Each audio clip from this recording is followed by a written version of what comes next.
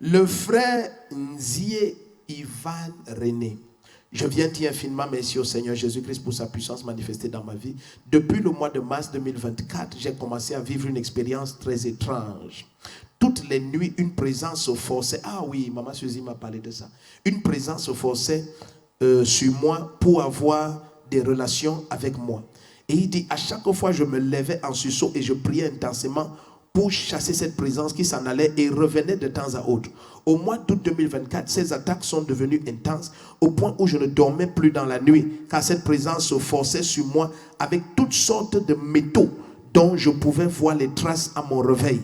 Face à cette situation, j'ai entrepris de me consacrer davantage au Seigneur et de passer des heures chaque jour dans sa présence et de prier toutes les nuits et me oindre avec l'huile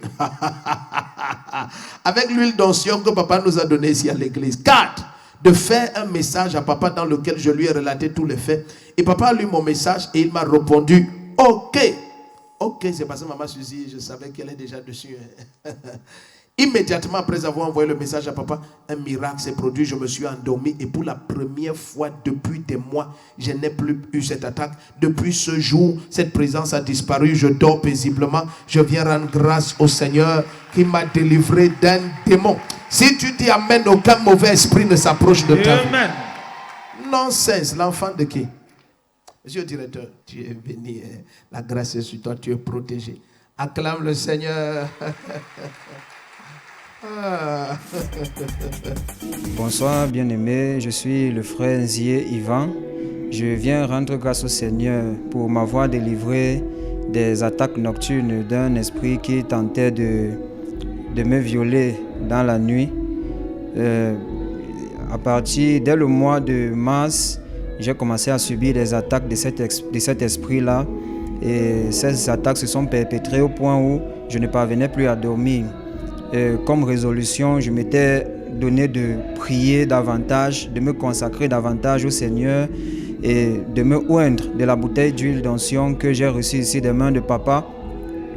Par la suite, en guise de dernière résolution, je me suis dit qu'il était important d'informer mon père spirituel de la situation par laquelle je passais, ce qui a été fait et il m'a bel et bien répondu.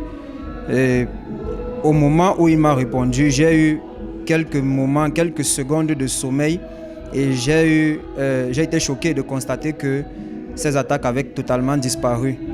Donc c'est ainsi que depuis le mois d'octobre jusqu'en décembre aujourd'hui, je dors paisiblement et c'est pour cela que tenu en ce jour, je tiens à rendre grâce au Seigneur Jésus-Christ pour m'avoir libéré de cela et d'exhorter toutes les personnes qui passent par ces situations difficiles, par ces attaques des ténèbres, vraiment de se consacrer au Seigneur, de donner leur vie au Seigneur Jésus-Christ.